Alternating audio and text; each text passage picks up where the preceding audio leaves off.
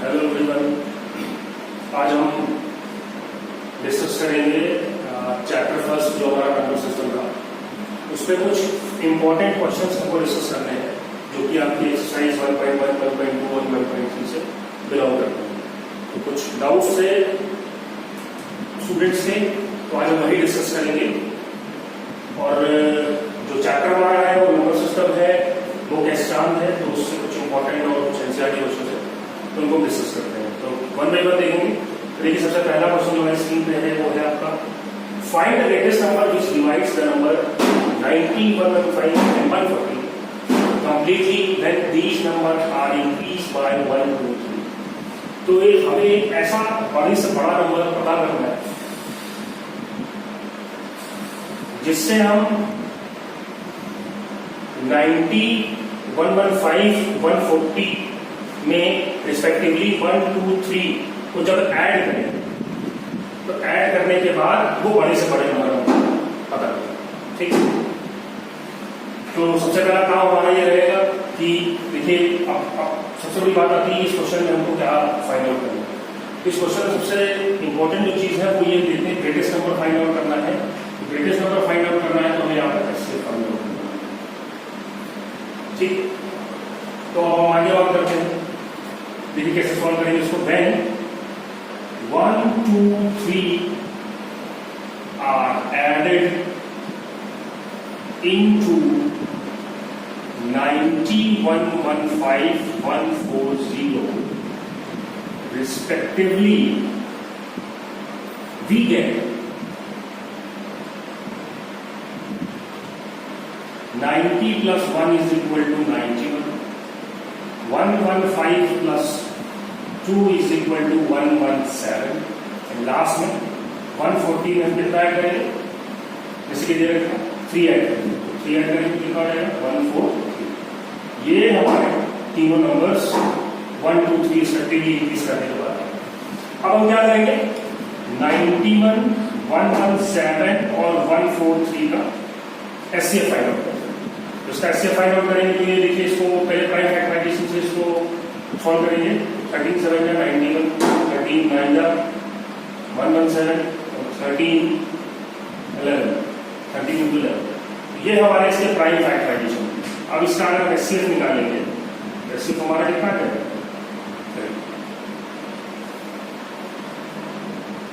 तो वो बड़े से बड़ा नंबर हमारा कौन होगा, 13 होगा। तो ये इस तरीके से क्वेश्चन को हम सॉल्व करेंगे। आई थिंक क्लियर होगा आपको। चलिए आगे बात करते हैं। दूसरा क्वेश्चन है। दूसरे क्वेश्चन में क्या कह रहा है, show that number of form 4m and 4m plus 2 can not be the prime number. हमें ये प्रूफ करना है कि 4m और 4m plus 2 जो ये नंबर हमारे दिए हुए हैं ये प्राइम नंबर नहीं हो सकते। तो आपको मैंने बताया था कि प्राइम नंबर कौन से होते हैं। Prime number are those number whose HCF is 1। इनका एचसीएफ क्या होता है, 1। तो ठीक है, दो नंबर हमने ले लिए। तो पहला नंबर हमारा क्या है 4m और दूसरा क्या है 4m plus 2। अब हम यहाँ पर लेट कर लेते हैं, late m is equal to 1, then 4m is equal to 4 into 1 is equal to 4। ठीक है, उसके बाद यही m की वैल्यू जो हमने 1 लेट की है इसी को हम 4m plus 2 में रखते हैं। 4m plus 2 में रखेंगे तो 4 into m plus 2 कितना है 6। तो हमें दो नंबर मिले, 4 मिला और 6 मिला। इनका एचसीएफ फाइंड आउट करेंगे। तो देखिए एचसीएफ फाइंड आउट करेंगे, एचसीएफ फाइंड आउट करेंगे कितना आएगा, 4 1 4 2 4 2 2 4। एचसीएफ हमारा कितना आएगा, एचसीएफ हमारा कितना आएगा 2। एचसीएफ हमारा 2। तो अगर एचसीएफ हमारा 1 होता तो ये नंबर हमारे क्या हो जाते, प्राइम नंबर हो जाते। बट हमारा एचसीएफ यहाँ पर कितना आ रहा है 2। ये नंबर क्या होंगे, प्राइम नंबर नहीं। क्लियर।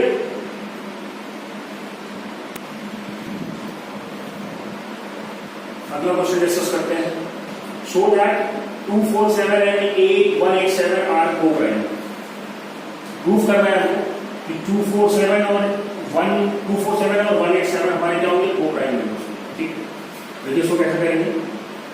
मैंने आपको बता रखा है कि coprime number are those number whose HCF is 1। तो क्या करेंगे 2, 4, 7 और 1, 8, 7 का एचसीएफ निकालेंगे। अगर 1 आता है तो ये को-प्राइम नंबर होंगे।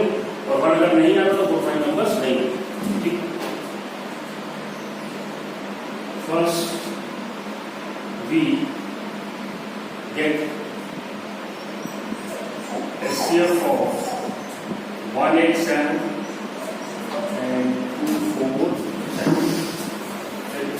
187 divided by 247. 1 टाइम जाएगा 187 7 0 6 187 180 7 से डिवाइड करेंगे 60 56 माइनस 4 7 से 4 को डिवाइड करेंगे तो 4 1 का 4 3 कितना है 4 3 1 का 3 1 0 डिवाइड करेंगे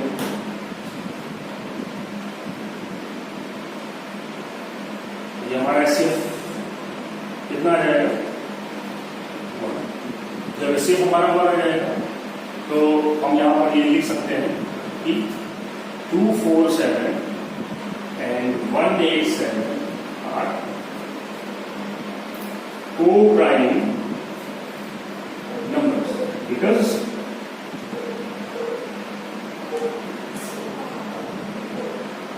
their SCF is 1.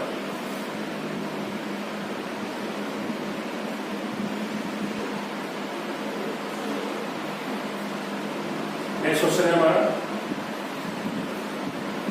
A mason has to fit a bathroom with a square marble tile of the largest size. The size of the bathroom is 14.5 feet by 12.5 feet. Okay. What would be the size of the tiles in inches? What would be the size of tiles in inches? तो पहली चीज पूछी गई है कि tile का size कितना होगा इंच में। दूसरी चीज पूछी गई है कि कितने टाइलों की हमें जरूरत पड़ेगी। We have to find out two things. First one, size of tile in inch, and second one is how many tiles are required. ठीक है। तो इस क्वेश्चन को करने के लिए सबसे पहले क्या करेंगे? देखिए यहाँ पर एक चीज दे रखी है लार्जेस्ट साइज। तो लार्जेस्ट साइज से यहाँ थोड़ा इस बात को इंश्योर कर सकते हैं कि यहाँ जो हम फाइंड आउट करेंगे वो क्या फाइंड आउट करेंगे एससीएफ फाइंड आउट करेंगे। 90% केसेस में ऐसा होता है जहां पर लार्जेस्ट और ग्रेटेस्ट साइज की बात होती है वहां पर हम एससीएफ फाइंड आउट करते हैं। बट कुछ क्वेश्चन ऐसे होते हैं जहां पर एक्सेप्शन होता है बात होता है वहां पर चीजें इसी तरीके से लिखी होती हैं या कुछ थोड़ा सा घुमा के दिया गया होता है जिसे हम दरवाजी को पढ़ा नहीं पाते हैं और क्वेश्चन को गलत कर देते हैं। तो बट यहाँ की अगर बात करें तो लार्जेस्ट साइज का मतलब एससीएफ है और एससीएफ फाइंड आउट करेंगे तो सबसे पहला काम हमारा क्या रहेगा कि क्वेश्चन को अच्छे से पढ़ें और उसको अच्छे से पिक करें कि क्वेश्चन में क्या पूछ रहे हैं। ठीक है। तो दो चीजें फाइंड आउट करनी है। एक तो पहली चीज फाइंड आउट करनी है कि साइज ऑफ टाइल इंच में और दूसरा क्या दिया हुआ है कितने टाइल्स की जरूरत है। तो सबसे पहली चीज ये है कि जो हमारा बाथरूम का जो शेप होगा वो एक रेक्टेंगल शेप है। ऐसे ये एक रेक्टेंगल शेप है। तो रेक्टेंगल शेप में जो बाथरूम का साइज दिया हुआ है वो 14.5 फीट दिया हुआ है और जो दूसरा दे रखा है इसका जो लेंथ सॉरी जो ब्रेथ दिया है ये लेंथ मान लेंगे इसको और इसको ब्रेथ मान लेंगे। ब्रेथ कितना दिया हुआ है 12.5। बात यहाँ पर इंचेस की हो रही है। किसकी हो रही है बात यहाँ पर हमारी किसकी हो रही है इंचेस की हो रही है। तो इंचेस की जब बात होगी तो सबसे पहला काम हमारा रहेगा जो फिट में जो ये लेंथ और ब्रेथ थी को इंच में चेंज करेंगे। उसको जब इंच में चेंज करेंगे तो क्या करेंगे आपको मालूम है कि 1 फीट में कितने इंच होते हैं 12 इंचेस। तो आपका जो है 14.5 फीट में कितने इंच होंगे मल्टीप्लाई कर लेंगे कर लीजिए 16 174 कितने हो जाएंगे 174 इंचेस। सेम इसे चेंज करेंगे तो कितना आ जाएगा 12.5 into 12 is equal to 150 inches. अब ये हमारे यहाँ पर दोनों वैल्यू जो है इंचेस में आ रहे हैं। ठीक है। अब हम क्या करेंगे वो लार्जेस्ट साइज निकालेंगे। वो लार्जेस्ट साइज निकालेंगे टाइल का जो हमें बाथरूम में फिट करना है। उसके लिए हम क्या करेंगे, एचसीएफ फाइंड आउट करेंगे। तो एचसीएफ ऑफ 150 एंड 174, ठीक है। नॉर्मल मेथड से एचसीएफ निकाल लेते हैं। तो 174 150 डिवाइड करेंगे, कितना आ जाएगा,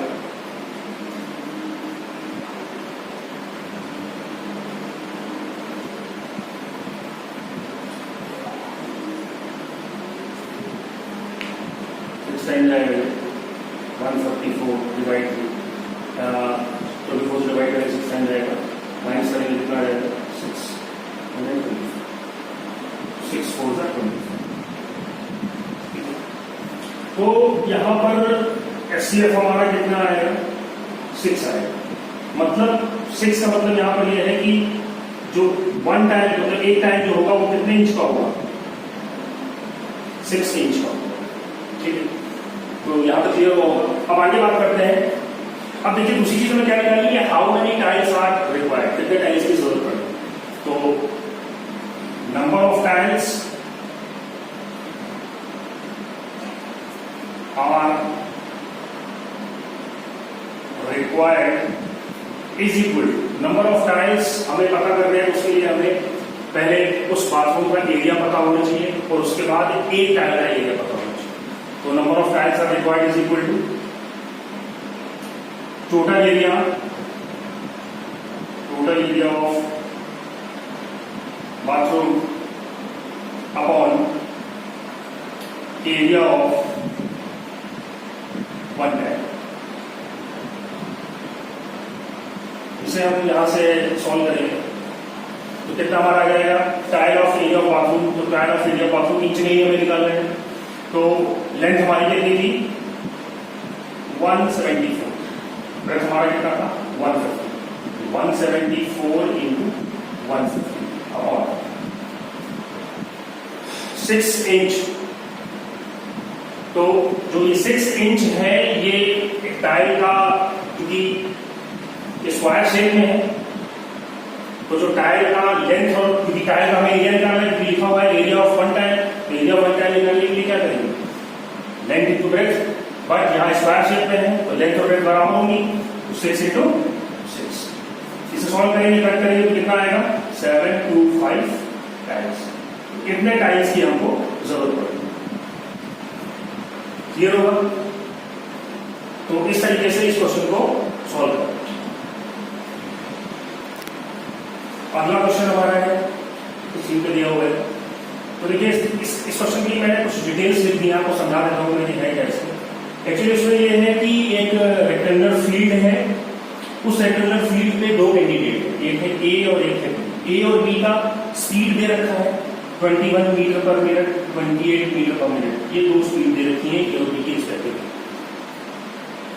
अब ये पूछा गया है कि जो आपका ये रेक्टेंगुलर फील्ड है, अगर यहां से इस पॉइंट से ए और बी एक साथ रन करते हैं तो इस स्पीड के साथ, अपनी स्पीड के साथ रन करते हैं तो कितने मिनट बाद, या ऐसा बोल सकते हैं कितने टाइम के बाद जो है वो इसी पॉइंट पे फिर चलते हैं। समझ में, ठीक। अब देखिए आगे बात करते हैं। तो इस तरीके का क्वेश्चन मैंने आपको लास्ट वीडियो में बताया भी था, जो आपका सर्कुलर पार्ट के फॉर्म में था, उसी से रिलेट करता है। बस यहाँ पर शेप चेंज कर दिया गया है, काम हमको वही करना है, कुछ नया काम नहीं करना है। तो देखिए सबसे पहला काम क्या करेंगे कि हमको इस पाथ का, रेक्टेंगुलर पाथ का पैरामीटर निकालना, क्या निकालना पड़ेगा, पैरामीटर निकालना। तो पैरामीटर निकालना पड़ेगा। तो पैरामीटर निकालने के लिए हमको मालूम है फॉर्मूला रेक्टेंगुलर फील्ड का पैरामीटर निकालने का, 2L + 2 इंटू 150 प्लस 6 कितना हो जाएगा, 2 इंटू 420 कितना आ जाएगा, 420 मीटर।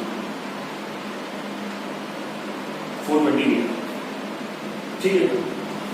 अब हमको ये निकालना है कि कितने मिनट बाद ए और बी पॉइंट 2 पे एक साथ में।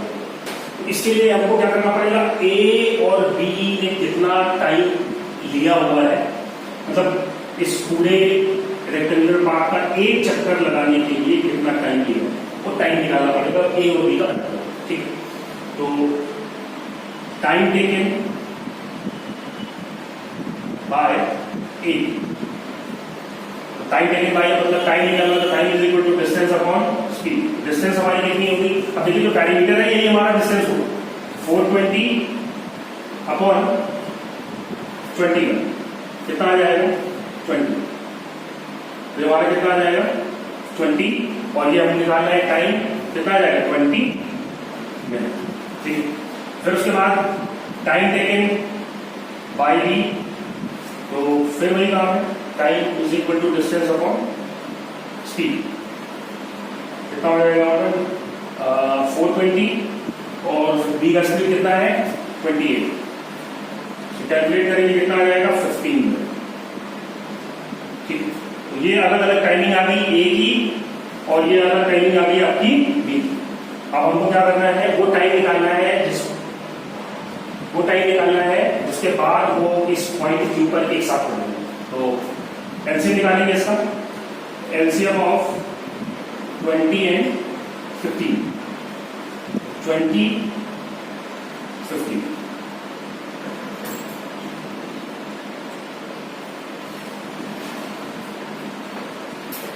चलिए इसका एलसीएम निकाल लेते हैं।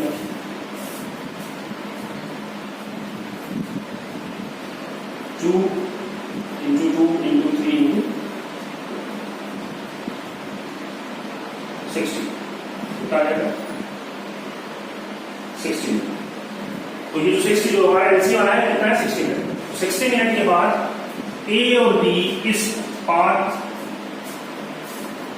पे चक्कर लगाते हुए इस पॉइंट क्यू पर 60 मिनट बाद जो है वो मीट करेंगे। कितने मिनट बाद मीट करेंगे 60 minute.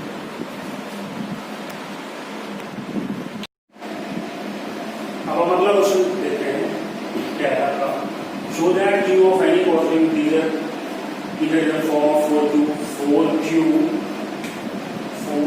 plus 1 or 4q plus 2। तो यहाँ पर हमें ये प्रूफ करते हैं, इसके लिए सबसे पहली चीज क्या है कि ये एनसीईआरटी क्वेश्चन है, बहुत एग्जाम में पूछा जाता है, इंपॉर्टेंट भी है, बहुत सारे बच्चों के डाउट है, इसलिए क्वेश्चन मैंने मतलब जो है राइटिंग बेसिस पर रखा हुआ है। ठीक है, so that Q of any positive integer either in the form of 4q plus 1 or 4q plus 3। ठीक,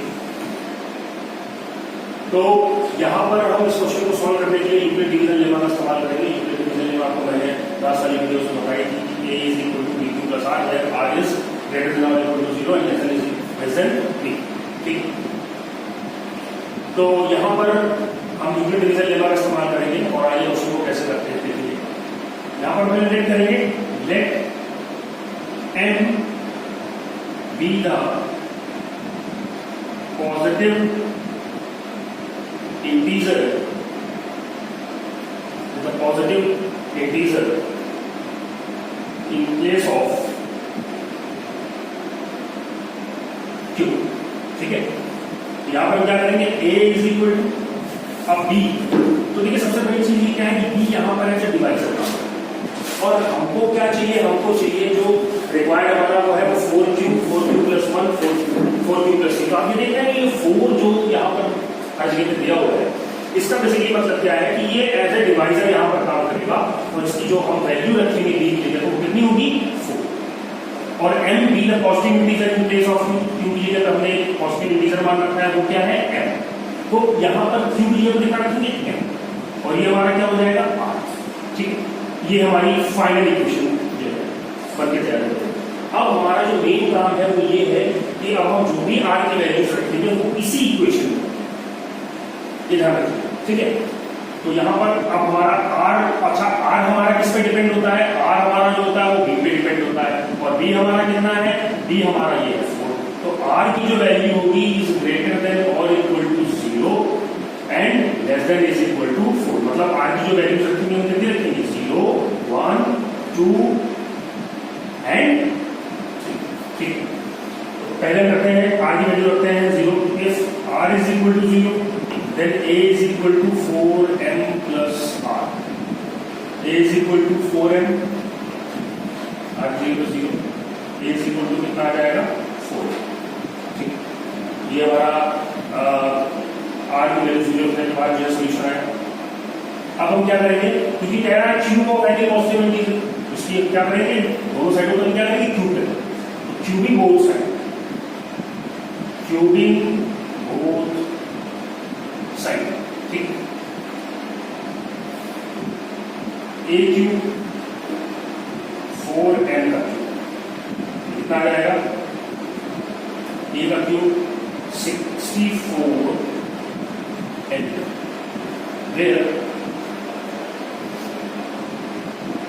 अब हमको चाहिए फॉर्म है 4 क्यूब के फॉर्म में चाहिए, उसको उसी फॉर्म में कन्वर्ट करने की कोशिश करें। 4 कॉमन ले लेंगे मतलब कितना आ जाएगा 16n क्यूब, फिर 16n क्यूब को हम मान लेंगे यहाँ पर cube, a cube is equal to कितना आ जाएगा 4। पहली चीज हमारी यहाँ प्रूफ होती है कि कोई भी पॉजिटिव इंटीजर जो होगा वो 4 क्यूब या 4 क्यूब प्लस 1 4 क्यूब प्लस 3 के फॉर्म होगा, तो 4 क्यूब लिखा हमारा यहाँ पर ये होगा, क्यूब किया तो ये क्यूब हमारा कितना है 4। अब हम दूसरे मतलब जो दूसरा हमारा रिक्वायर्ड है उसकी तरफ बढ़ेंगे, जो हमें चाहिए उसके लिए क्या करेंगे, इफ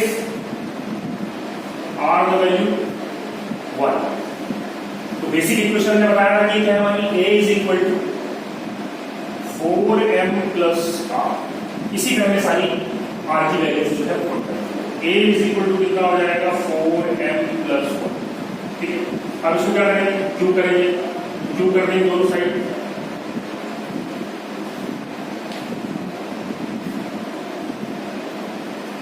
तो क्यूब करेंगे a प्लस b का whole cube, a cube 64n cube plus b cube 1 plus 3ab, 3 into a कितना है 4m इंटू 3ab कितना है 1, a plus b 4m plus 4, ठीक है।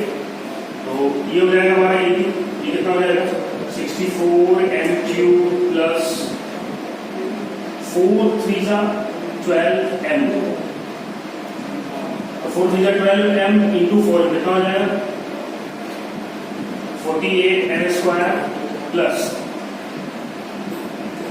12m plus 1। अभी क्या करेंगे, इससे हम 4 कॉमन ले लेंगे क्योंकि वो 4 क्यूब प्लस 1 के फॉर्म में चाहिए, तो हमने क्या किया 4 कॉमन ले लेंगे, 4 जो कॉमन ले लेंगे कितना जाएगा 16n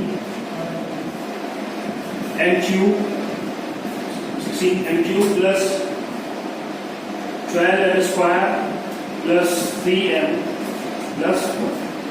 कितने को हम क्या मान सकते हैं, इसको लेट कर लेंगे, इसे क्या लेट कर सकते हैं हम लोग, क्यू लेट कर लेंगे। If 16n cube plus 12m square plus 3m is equal to q, then a cube is equal to 4q और देन ये प्लस 1। तो देखिए जो अगली चीज हमको चाहिए थी वो और क्लियर हो जाएगी, a cube is equal to 4q plus 4q। ठीक उसी तरीके से हम आगे इसको 4q प्लस 3 को भी सॉल्व कर लेंगे और इसी तरीके से हम सॉल्व। आई थिंक ये क्लियर हो गया होगा आपको, इसको कोई डाउट नहीं होगा। अगर आपको डाउट होता है तो प्रैक्टिस करेंगे, अगर कोई डाउट